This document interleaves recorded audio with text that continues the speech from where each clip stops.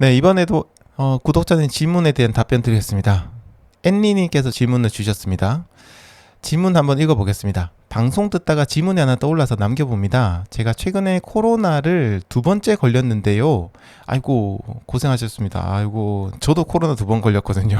진짜 힘들더라고요.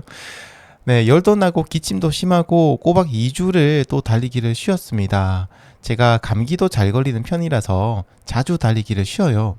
문득 달리기와 면역력은 상관이 없는 건가? 있는 건가? 이런 것들이 궁금해졌습니다. 사람 많은 곳 같이 간 가족이나 친구는 감기 걸리지 않았는데 왜 항상 저만 걸리는 거죠? 다들 운동 그렇게 열심히 하는데 왜 면역력은 그 모양이냐고 묻네요.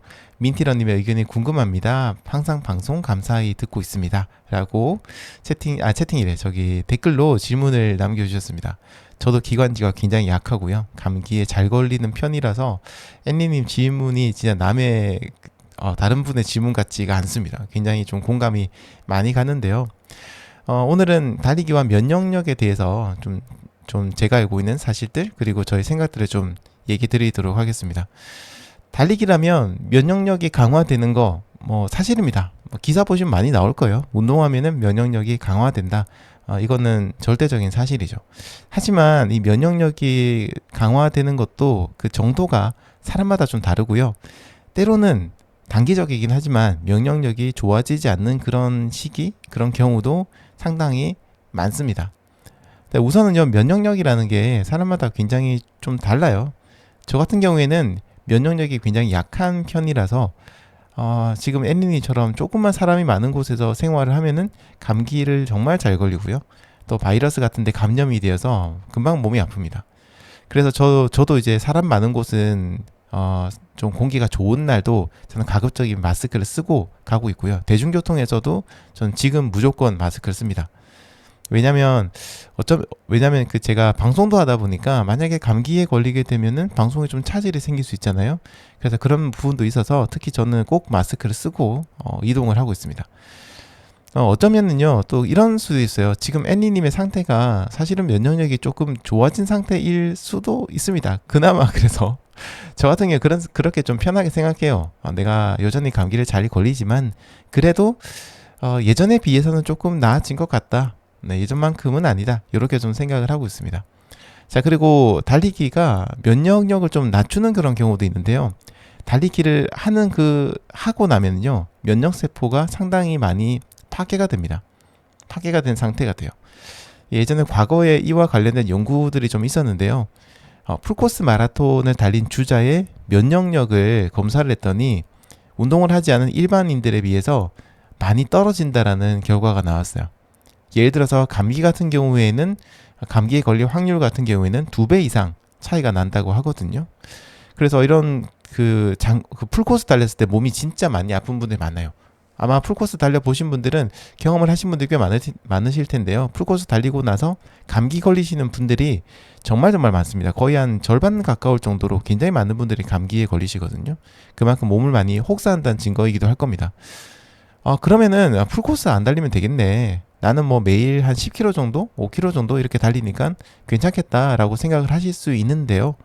후속 연구들에 의하면 풀코스뿐만이 아니라 자신의 능력치의 80% 이상을 사용하는 강도, 네, 그런 달리기나 운동을 한 후에도 동일하게 면역력이 떨어진다라는 결과가 나왔어요. 그러니까 일정 거리라든지 이런 거에 달려있는 게 아니라 그냥 내 몸이 가지고 있는 능력의 80% 이상을 사용할 때는 면역세포가 상당히 많이 파괴된 그런 상황이 된다는 거죠. 내 몸을 더 강하게 하려고 좀 강하게 운동을 한 거다. 이렇게 생각하실 수 있는데 그러면 오히려 면역력이 일시적이지만 떨어지는 문제가 생기거든요. 그래서 항상 제가 얘기 드린 것처럼 적당한 달리기를 하셔야 됩니다. 정말 몸을 혹사하는 달리기는 모르겠어요. 뭔가 나의 기능적인 부분은 올라갈지도 모르겠지만 이런 면역력 이런 부분은 상당히 좋지가 않습니다. 자, 그러면은 면역력이 떨어진다고 했잖아요. 그러면 면역력은 언제까지 떨어지고 언제쯤 다시 회복이 되는 걸까요? 일반적으로 면역력은 강도가 높은 달리기를 하고 나서 3시간 정도까지는 계속해서 급격하게 떨어진 상태가 유지가 됩니다. 자, 그런데 그 상태에서 우리가 적절하게 휴식을 취하고 또 영양소를 보급을 하게 되면 그 이후부터는 서서히 면역력이 다시 회복이 되기 시작하는데요. 완전히 회복되는 데는 최대 3일 정도까지 시간이 걸린다고 합니다. 좀 건강하신 분들이라면 한 이틀 정도 시간이 걸릴 수도 있고요. 자, 그러니까 달리기를 자주 하시는 분들, 그리고 강도 높은 어떤 그런 포인트 훈련이나 이런 것들을 자주 하시는 분들, 또 자주 하면서 강도까지 높은 그런 분들의 경우라면요, 면역력이 낮은 상태로 있는 날들이 많다고 보셔도 됩니다. 그래서 많은 전문가분들이나 의사 이런 사람들이 혹은 경험이 많으신 분들이 하루 달리고 하루 쉬는 거를 권장하는지 여러분 아마 좀 이해가 되실 겁니다. 혹은 뭐 매일, 그분들은 매일 달리기를 하더라도 강도 높은 훈련은 일주일에 한 2번 정도로 제한하고 나머지는 편안한 달리기를 하라고 얘기를 많이 하잖아요. 왜 그렇게 얘기하느냐면 바로 이런 이유 때문입니다. 특히 경력이 오래되신 분들은 오랜 경험을 통해서 이런 강도 높은 훈련을 계속하는 것이 훈련의 성과도 사실은 그렇게 썩 좋아지지 않고 부상도 많아질 뿐더러 오히려 지금 면역세포 같은 것들이 파괴가 돼서 오히려 몸이 더 약해진다는 것들을 경험적으로 알기 때문에 적당한 휴식에 대해서 정말 강조를 많이 하시거든요. 그래서 여러분들도 이 부분은 잘 알아두셔야 됩니다. 자, 이렇게 잘 달리고요. 내 몸에 적당한 강도로 잘 달리고 또 잘 쉬어주시고 하면요, 장기적으로 봤을 때는 면역력이 강해집니다. 그리고 일상생활에서 감기나 다른 질병에 걸린다든지 이런 확률도 많이 떨어지고 이런 감기에 걸린다고 하더라도 조금 더 빨리 나으실 수 있을 거예요. 그래서 정리하면 이렇습니다. 중요한 건 이거예요. 내 몸에 좀 무리가 되지 않는 적절한 강도로 달리기를 하는 게 최우선이고요. 그 다음에는 달리기를 한 후에 몸을 잘 돌보셔야 되고요. 마지막으로 적당한 휴식을 취해서 몸이 빨리 회복하고 장기적으로 면역력이 강해지도록 하시는 겁니다.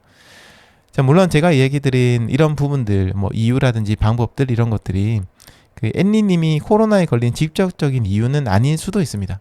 다만 이제 제 경험과 제가 공부한 것들을 기반으로 이야기를 드리는 거니까요. 다른 분들의 어떤 사례로 들어보시고 또 애니님도 한번 내가 왜 이렇게 감기에 잘 걸리는 걸까? 한 번 더 고민해 보시는 시간 가져보시면 좋겠네요.